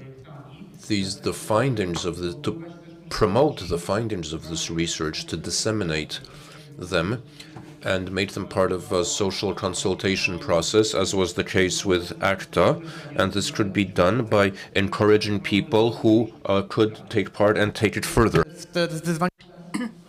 So this is a challenge for all the involved parties, but with my proposal of a horizontal society where there is no hierarchy going up and down, but each party can just move on its own, the academic part could be preparing didactic, non-populist and Einstein simple messages.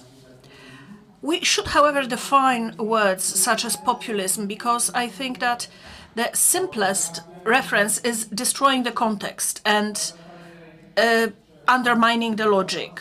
Marriage made in heaven or recipe for disaster. Well, let's say that this message must be simpler for the people to understand, because if we look at Poland, we have people with Stockholm syndrome, and they want the authoritarian government and the message they get. So is it a romance? Is it a marriage made in heaven? Well, no, it's a marriage of convenience, but it should mature. But it should not bring us back in a civilizational way. It should not misinform us and destroy our institutions, make it impossible for us to find a common platform.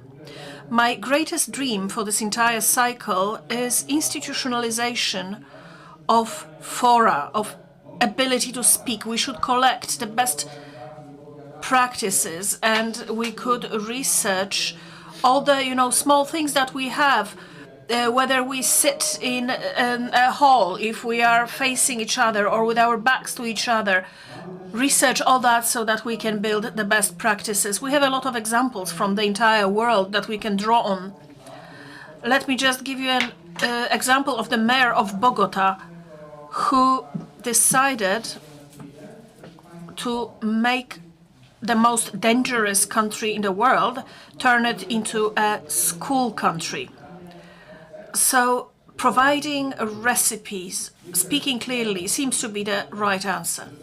Finally, what would be the impact of this conference? You know, we should avoid a situation in which we all said things are bad, but what next? So my request to you is, let us propose a method for fast participation. When I talked about those individual examples that give people the possibility to engage, against the Prussian school that tells us that learning and cooperating is not nice and not fruitful and definitely not pleasant, let us do the opposite. Let's join together. Let's develop recipes, formulas in a partnership to encourage further initiatives like that, so that we want to come in and open to each other and cooperate, especially in form of workshops. Thank you very much. Thank you. And a final contribution from the audience.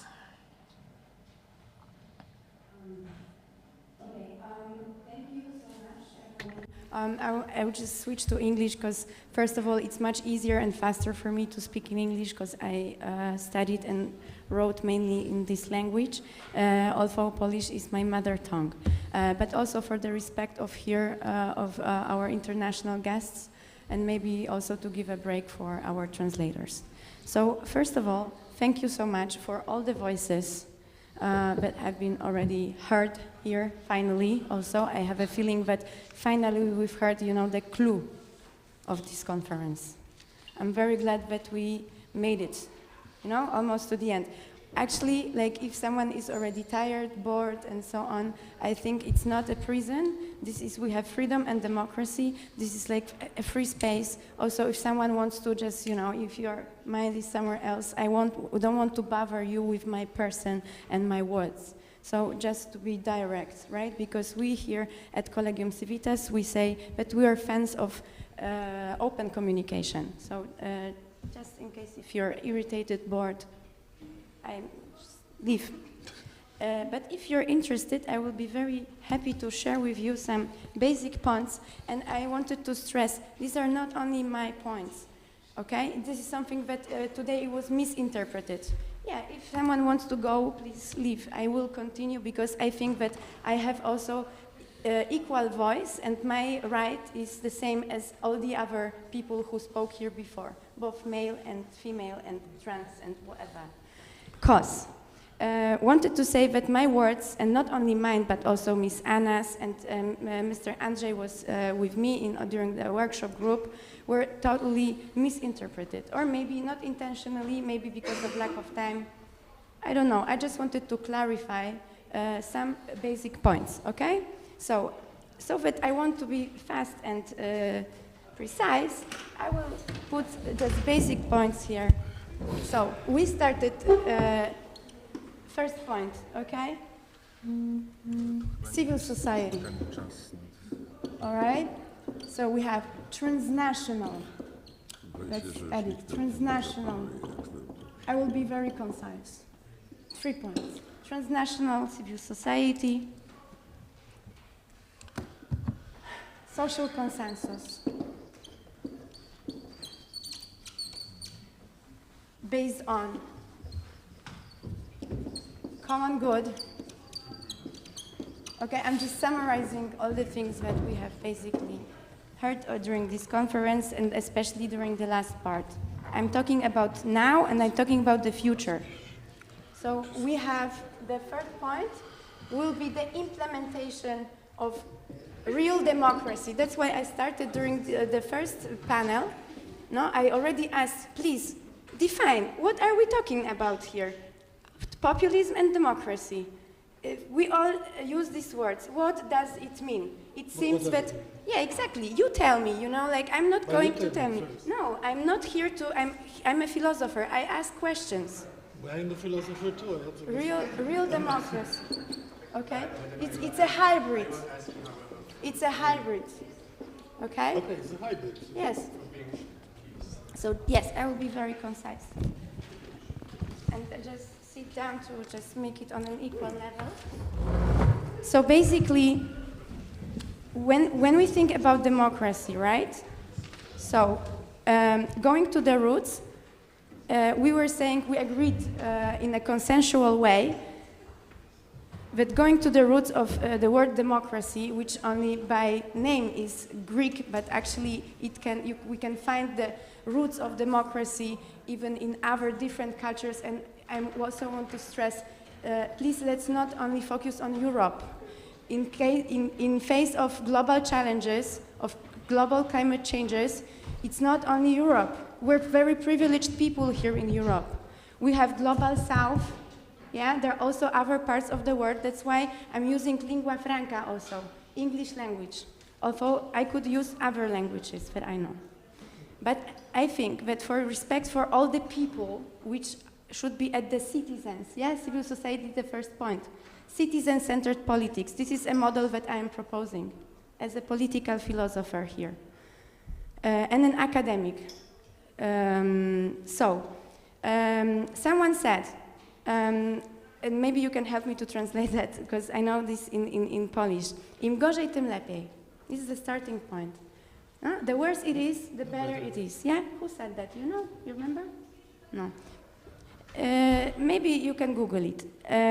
So basically, what I mean, we're at the very great moment of history, of humanity, when we have a big chance to finally stand up together in solidarity, transnational solidarity as people, not as Poles, as Germans, as whatever, as people, so as the core. So now, with the use of collective intelligence, okay, another point, collective intelligence, creating this new model, this new system, okay, of hybrid democracy based on best practices, but also learning from our mistakes, okay? We should collectively, in a participatory, democratic way, just make it once again anew. 2 minutes, please. Yes, sure, I'm minutes, trying my please. best. 2 minutes. Yes. 2 minutes. So with the use of new technologies, the internet and social media, but being careful about all the challenges that are related, because there are lots of challenges and risks. Okay? I'm really, really serious about that. So creating grassroots alliances. Okay? Cooperatives of cooperatives, networks of networks. We have all the tools are there. We have all the methodologies. We have all the models are there. Alternative models I'm talking about, democracy, economics, society. Yeah? We can put the pyramid of hierarchical governance upside down and put in the center of our politics, of our life, of our interests and needs, our needs. Who are we? We are the people, and we are creating. We are the co-creators of the new order, of the new system.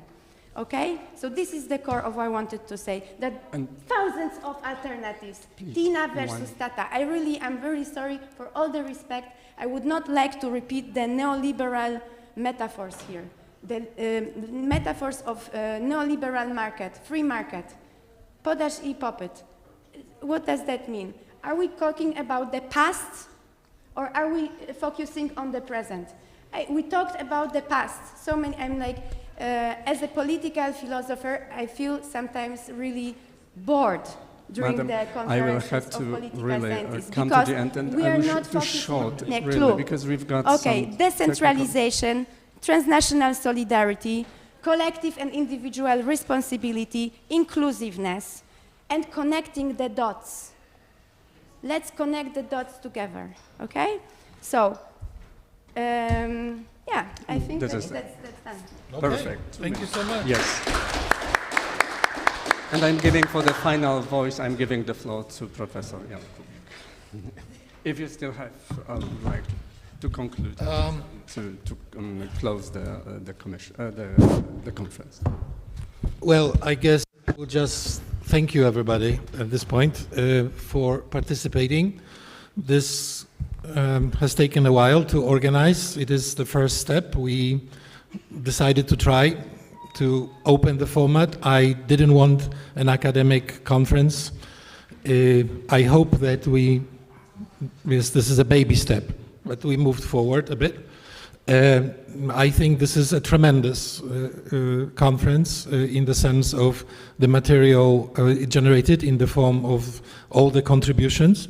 I have, I don't know, 20 pages of notes. There were many people asked about what next. We are going to first try to, as quickly as we can, it's a lot of other things to do in the moment, but definitely I promise we will produce some kind of a report. I will be more than happy to have it sent to be authorized. That's the idea, which is absolutely basic. And then, at least from very preliminary conversations, on the behalf of at least Concilium Civitas, where I was once nominated to be the dean, whatever that means. Well, I was one of the co-founders with Jacek, Żakowski and a few other people. We are definitely interested in continuing this conversation. This is the event that actually is a realization of something we've started planning already when we started the whole thing, which was effectively the beginning of 2019. I'm not going to talk in the name, I cannot, of Fundacja Batorego, but I heard from Edwin Bendyk that they are interested in continuing the collaboration. So we have the beginning of some platform. Our project, the Pop Rebel project, comes to the end, but we will try to, many members of the project will for sure continue. So we will be contributing to this one way or another, certainly through our participation, but maybe some resources. And then I want to also thank one more time Collegium Civitas, that's different from Concilium Civitas, that hosted us, that provided a tremendous support. And I want to one more time thank everybody who worked on preparing this event. Without the work of the staff, as you know, nothing happens. It was really, there were difficult moments, there were logistical issues, they were solved beautifully. We came to the end intact, somewhat still healthy, but rather tired. And most importantly, all the participants, thank you for coming, thank you for joining us, thank you for sharing your ideas with us, and we will see you soon, hopefully. It may take a few months. I don't want to say that we're going to meet tomorrow and the next week, but we will meet, okay? At least we will open the platform again so we can continue. Thank you so much.